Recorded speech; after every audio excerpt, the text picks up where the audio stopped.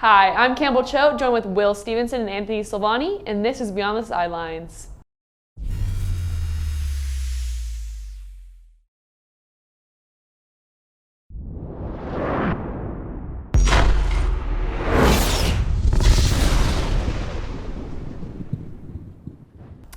First up, the 49ers traded with the Dolphins for the number 3 pick. Guys, what do you think?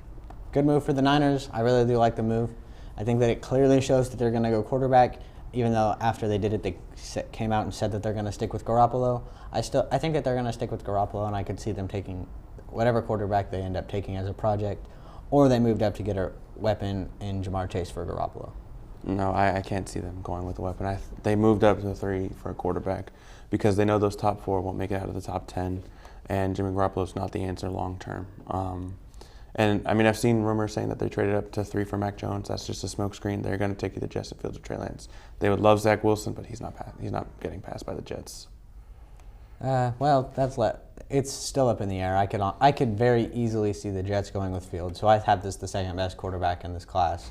But I think that it's showing that it's a make or break year for Jimmy Garoppolo, but with them likely to draft a quarterback. They're going to have him sit behind Garoppolo a year and then play him week 17. And then we'll see what happens. Well, what if the 49ers are 13-3 again?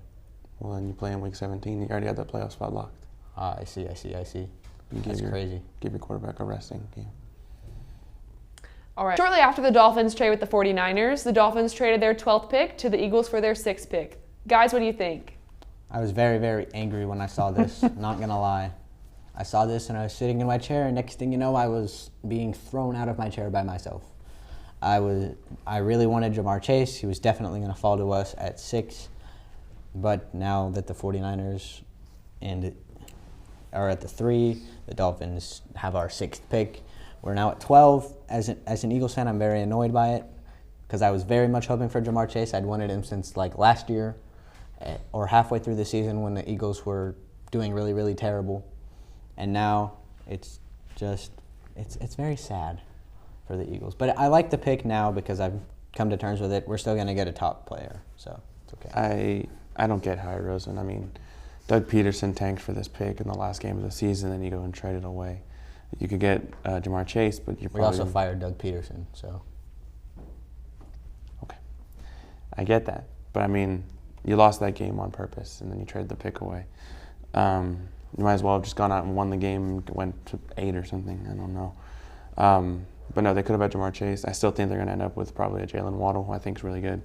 But the Dolphins and them getting San Francisco's next 3 first-round picks, they got a lot of picks in this one. Dolphins made good moves. But the Eagles, I really like what they did. I mean, I know you hated the trade at first, but potentially next year now they could have 3 first-round picks if Carson Wentz gets 75% of the snaps.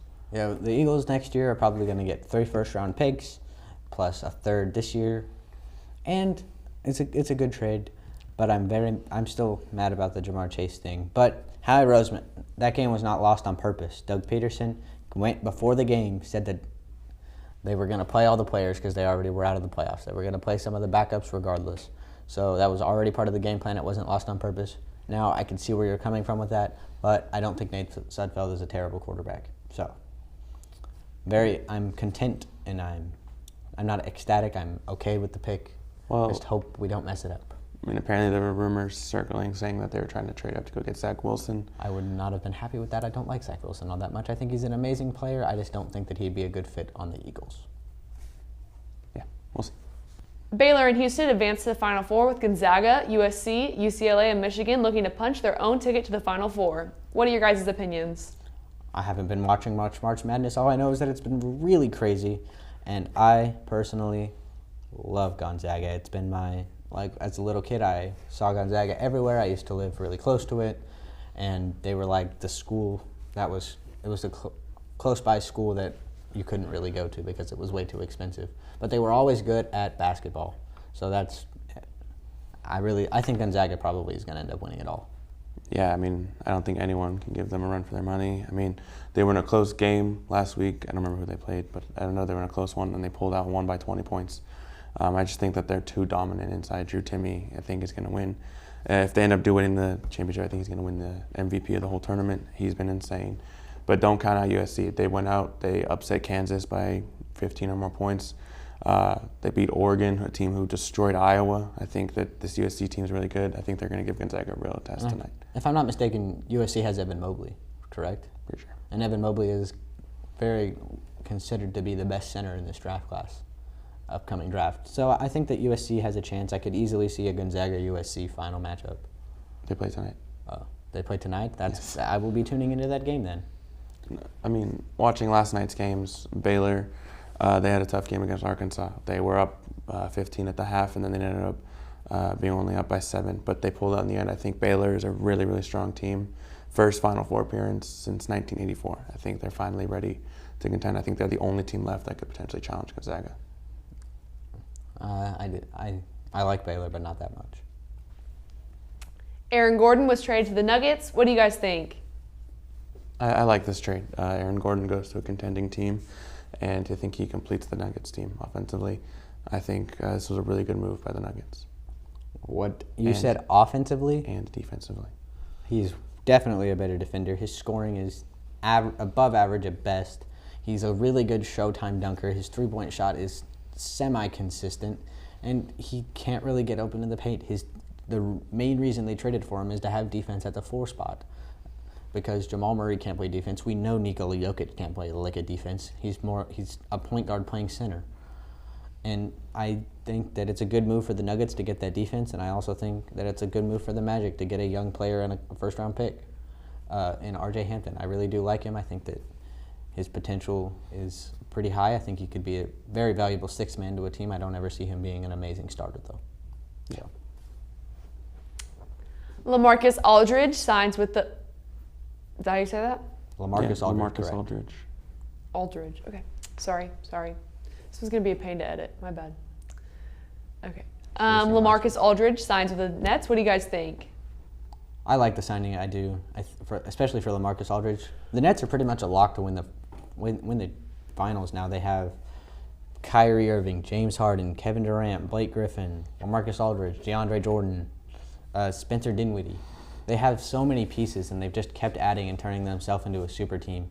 All of this just to beat LeBron James, who I honestly don't see the Lakers without, if they don't have LeBron or if they don't have AD making it out of the first round. I think that those two players together are what make that team. Yeah, I mean, at first I wasn't really buying into the Nets being a championship lock, but I can't really see anyone from the West now beating them. I think this team is complete. They have incredible depth. And I mean, after the Harden trade, we thought they weren't going to have that depth, but now they've just got it. They got Griffin who can come off the bench. They got now Lamarcus Aldridge.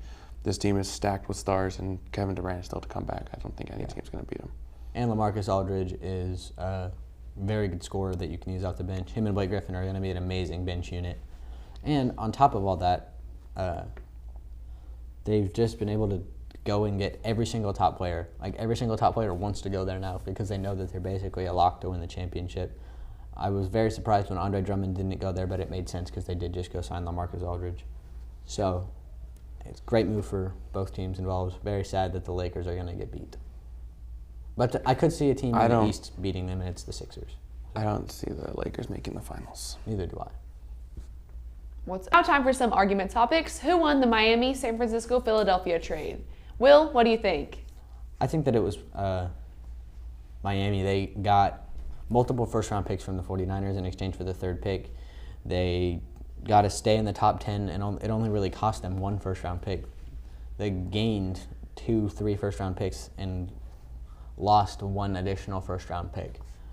And if you do all the numbers together, and they still are going to get the player they wanted while also getting more draft capital from other teams. No, yeah, I mean, I could easily see Miami answer tough, but I think it's the Eagles. They got to move back from 6 to 12. They can still get a top receiver. And then again, like I said earlier, next year they're going to get more than likely they're going to get 3 first-round draft picks. And if the Dolphins don't live up to the expectations, if Carson Wentz doesn't live up to the expectations, then the Eagles could have 3 picks in the top 15. I mean, I think the Eagles, we made fun of Howie Roseman all year, but this is one of his better trades. Yes, Howie Roseman has always been good at getting good trades and good signings, but he hasn't been good at drafting. That's the problem. But I think that the Dolphins did end up winning it because now they're building a team I could see the Dolphins contending in the next 2 years. because of these picks that they're getting from San Francisco, which are probably going to be low picks if we're being honest with ourselves. San Francisco is an injury-prone team that has a lot of talent and play good when they're healthy, but they're not healthy all that often. You saw the one season they were able to all stay healthy, they made it to the Super Bowl, but then you lose one player, then you lose another player, and it's just all bad for San Francisco. So I think that the Dolphins win this trade purely because they got the most they got the most back for what they gave up. Yeah, I can see that. And I mean, I don't rule out San Francisco winning it in their own right. I think they're a quarterback away, and I think whichever one they end up taking, I think could really help them. Yeah, because realistically, the Dolphins gave up 3 and got 6, and then 3 other first-round picks from the 49ers. They finessed everyone. Yes, they did. So the Dolphins definitely won this trade. That Dolphins front office is underrated. They're very good at making moves. Yep. All right, next topic. What will the Denver Broncos do with the number 9 pick? Anthony, what do you think? I've seen people think they're going to take a quarterback in Mac Jones, but I think they have to go Micah Parsons. I think that they upgraded their secondary significantly this free agency. I just think that they need a linebacker to kind of cover Travis Kelce and Darren Waller, and I think Micah Parsons has elite speed. He's an athletic freak, and I think he can easily do that.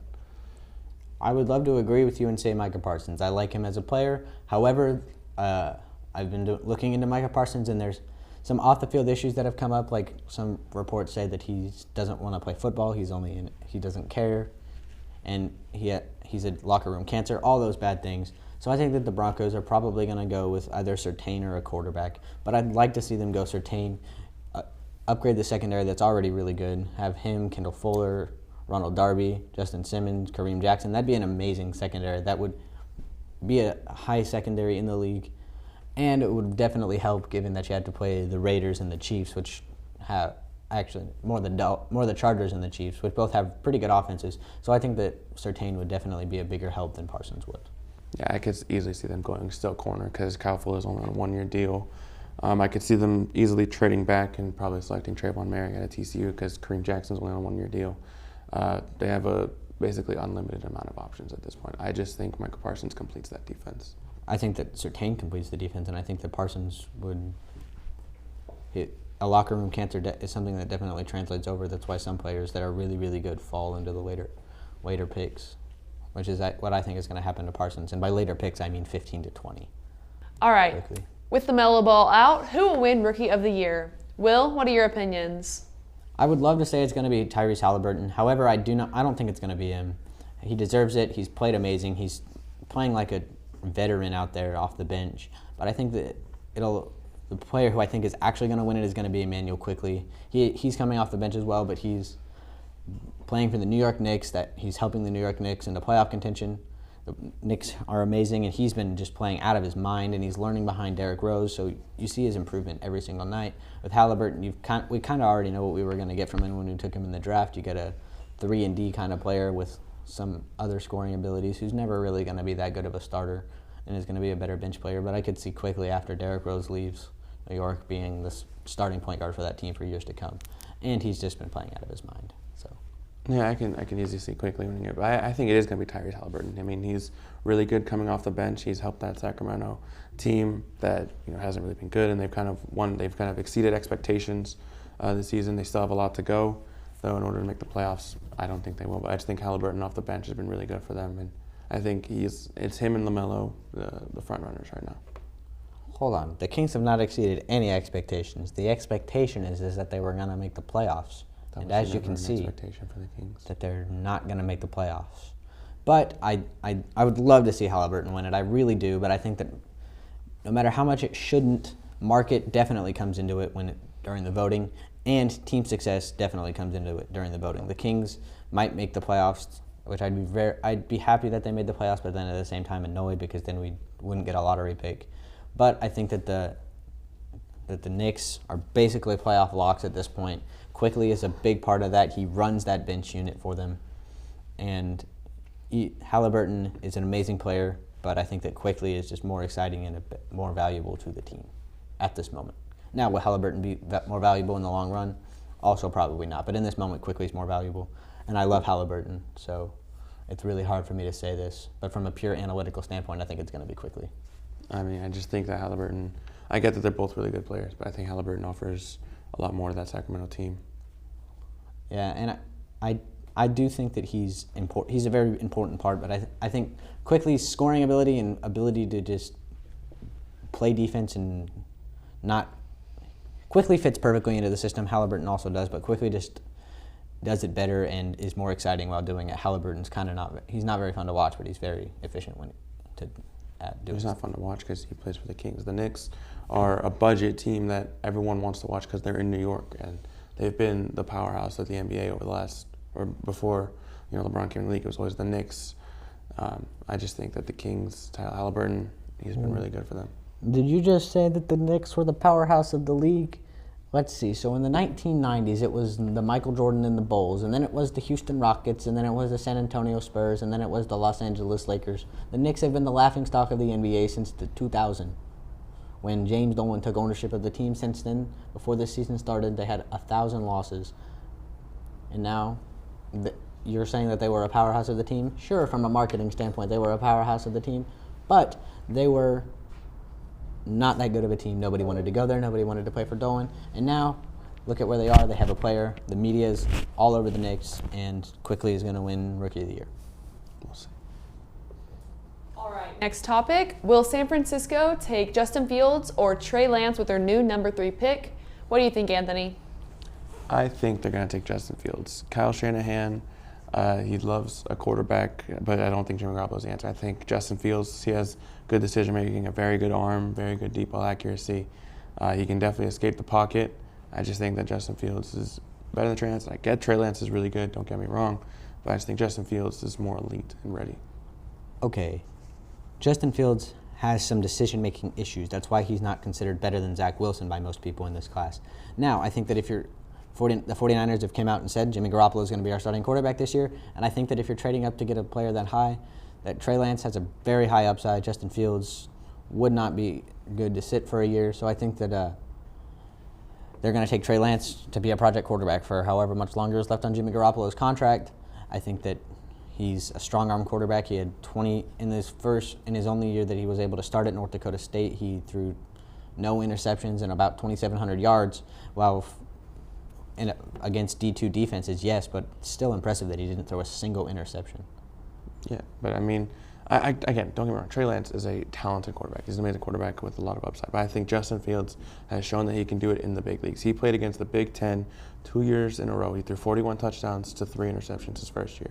And those 3 interceptions came in against Clemson in the postseason. This year he led Ohio State to the national championship, beating Trevor Lawrence in Clemson in the national semifinals, throwing 6 touchdowns. I just think that Justin Fields, against Big Ten defenses who are elite, I think that he's more pro-ready than Trey Lance.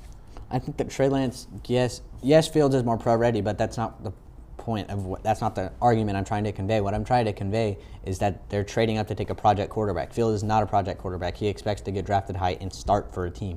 That's what his agent wants. That's what he wants. That's what the team that's going to take him wants. And the 49ers have came out and said that Jimmy Garoppolo is going to be the starting quarterback for the San Francisco 49ers next year. So if they take a quarterback, it's going to be Trey Lance so that he can sit and learn and understand Shanahan's offense when he does get the opportunity to start for that team. I mean, we'll see. I think it's definitely a flip-up between those two. I mean, again, the rumors of Mac Jones there. That would be the worst. That's the stupidest thing you've ever said out loud. Mac Jones will not go that high. I don't think he's going to either, but there have been rumors. I think that would be the worst trade. He would have been there at 12, I think. They wouldn't need to make this trade. I think they're definitely trading up for Fields or Lance. It's just a toss-up between which one Kyle Shanahan likes more. Well, they're trading up for Trey Lance, so. We'll see. No, it's going to be Trey Lance. Okay. All right, time for some NBA game picks. First game, Jazz versus Grizzlies. Will, who's your pick for this game? It's going to be the Jazz. I think that they're starting to hit their stride again. They're still even after they were down for a little bit, they're still 3 games ahead in the Western Conference. And the Grizzlies are a good team, but Ja Morant hasn't been playing to what we like Ja Morant to play at, or what we hold him to. So I think it's going to be the Jazz in this one. No, I have the Jazz too. I mean, they went on a slump. They went 5-5 before this. Now they're on a 6-game win streak, 8-2 in the last 10. I think that Utah's finally hitting up their strides again. So I think that the Jazz are going to run away with this one. All right, next game, 76ers versus Nuggets. Anthony, who's your win for this game? I think It's going to be the Sixers in a very, very close game. I think Joel Embiid has been putting up really good numbers. Ben Simmons kind of not matching it, but he's been putting up okay numbers. And I think Steph Curry's been really good too. So I think the 76ers are going to pull it out just barely. I really like the 76ers, but I think that the Nuggets are going to win this one. I think that their scoring, Jokic versus Embiid, is going to be an amazing matchup to watch, assuming Embiid plays. And Jamal Murray versus Ben Simmons won't be very fun. But I think that the key turning point in this game is the Aaron Gordon acquisition. I think that he'll be able to get into the paint, which is his strong suit. He's an amazing dunker. So I think that the Nuggets scoring is going to be able to outweigh the 76ers defense. I mean, I could easily see it going either way. It's a coin flip. I just think that the Sixers are going to pull it out in the end. I think they have a lot more to play for. I can see it too. I just think that the Nuggets are more well-rounded at this moment. I can see. I just think the Sixers have more to prove, considering who else is in their division who's chasing the pack. They don't want to let that number 1 seed go. Next game, Mavs versus Celtics. Will, who's your win for this game? I think it's going to be the Mavericks. I think that the Celtics have been severely underperforming this year. They have an amazing team around them. They have an amazing head coach. I don't know what it is that's holding them back. They have 2 all-stars, two should-be all-star starters on their team. They just acquired Evan Fournier. They had Kemba Walker. They have Marcus Smart. They have so many good players. I don't understand why the Celtics aren't doing good. And Luka has just been playing out of his mind recently. So I think that it's going to be the Mavs. Yeah, I think it'll be the Mavs too. I get that they've lost the last 2 games, but remember, they were on a streak before then. So eventually streaks run out. They're on a 2-game losing streak, and they're out of those top 6, which guarantees the playoff spot. Right now, they're going to play in. I just think that the Mavs are going to try and find that way back, and I think they're going to start off with a win tonight against the Celtics. I think it'll be a very, very good game, though. Correct. Next game, Bucks versus Lakers. Anthony, who's your win for this game? It's going to be the Bucks. The Lakers don't really have anyone. LeBron's out. AD's out. Dennis Schroeder is not playing good recently. I just think that the Bucks have finally hit their stride recently. I think they're going to absolutely destroy the Lakers. I agree with you. I think it's going to be the Bucks. The Lakers lost their 2 best players. Kyle Kuzma is now your number 1 scoring option, and Montrezl Harrell, who would be considered, in my opinion, is considered to be the 2nd scoring option on that team at the moment, or maybe the 3rd. He's not very good at scoring, so I think that it's definitely going to be the Bucks. Giannis is looking like an MVP again. Drew Holiday is playing really well, and Chris Middleton is also playing pretty well. Next game, Hornets versus Nets. Anthony, who's your pick for this game? I think it's going to be the Nets. I mean, the Hornets, they lost LaMelo a couple weeks ago, and I think that the Nets, they just got Lamarcus Aldridge. Blake Griffin's been playing really well recently. I get they're without KD, but they're still the best team in the NBA, so give me the Nets. I'd love to say the Hornets here. I feel bad for them. They were doing really well, then they lost LaMelo, who was running away with Rookie of the Year. But it's going to be the Nets. They're way too powerful for that subpar Hornets team. Yeah. Next game, Nuggets versus Clippers. Anthony, who's your pick for this game? I think it's going to be the Clippers. I think they've been playing really well recently. Kawhi's been Kawhi this season. Paul George has been putting up really good numbers. I think all around they're a good team. I think they're going to pull it out. I think it's going to be the Nuggets. I think that Serge Ibaka who's the starting center there, is really overrated. I mean, his defense used to be really good, but now his defense is kind of lacking, and I think that against Jokic is going to bite you in the butt a little bit. And Zubac, who's the other center who gets minutes on that team, his defense has also never been that strong. I think that Jamal Murray, that the other, like Kawhi and Paul George, are going to lock up Aaron Gordon and Jamal Murray, but I just don't think that Serge Ibaka and Ivica Zubac can lock up Nikola Jokic. Yeah. Warriors versus Hawks. Will, who do you think's winning this game? I think it's going to be the Hawks, because if I'm not mistaken, Steph Curry's still out. Lou Williams, I saw him. I'm pretty sure Curry's back. I don't know when Curry's coming back. And even with Curry, I could see that I like the Hawks in this game. I think that the Hawks have been playing really, really well recently. And Trae Young has he's been playing exactly the role he needed him to play. And that team is starting to finally come together towards the end of the season and make that run at the playoffs that we all thought they were going to do at the beginning of the season. Yeah, I mean, I have the Hawks too. I'd love to say the Warriors because I love watching what they do. I think Curry's, again, one of the best players in the NBA. I just don't think that right now they're at full strength. They're still missing James Wiseman. Klay Thompson's out for the year. I just think that the Hawks are going to beat them easily. I don't think the Clippers, although I'm pretty sure Wiseman's back. I haven't really been paying attention to the Warriors, but I know they haven't been scoring over 100 recently, a lot of games. So I think the Hawks are going to be able to outscore them. All right, final NBA game, Lakers versus Clippers. Anthony, who's your pick for this game? It's going to be the Clippers. I mean, I'd love to say the Lakers because I don't like the Clippers at all, but again, the Lakers without their 2 stars, there's no match for the Clippers. I tend to agree. I think it's going to be the Clippers just because the Lakers don't have LeBron or Anthony Davis. All right, last segment, NCAA game picks. First game is USC versus Gonzaga. Will, who's your pick? It's going to be Gonzaga. I think that Jalen Green is going to go off, and I think that Evan Mobley for USC is he's going to go play well, but I think that overall Gonzaga is the better team. Yeah, I got Gonzaga too. I think Drew Timme, like I said earlier, has been the best player all tournament. I think he's going to have another very good game, so I think Gonzaga's going to win by, again, 20 or more. All right, last game of the show, UCLA versus Michigan. Anthony, who's your pick for this game? This could be game of the tournament right here. UCLA, they just upset Bama. Michigan's riding high. I think it'll be Michigan. It'll be very close. It'll be a very fun game to watch. I have Michigan pulling it out, but probably overtime. I have UCLA winning it because, one, I haven't really seen very many games, and my grandpa's alma mater is UCLA. So I like UCLA over Michigan in this game. I also just don't like Michigan. Thank you so much for watching. Once again, I'm Campbell Choate, joined with Will Stevenson and Anthony Silvani, and that was Beyond the Sidelines.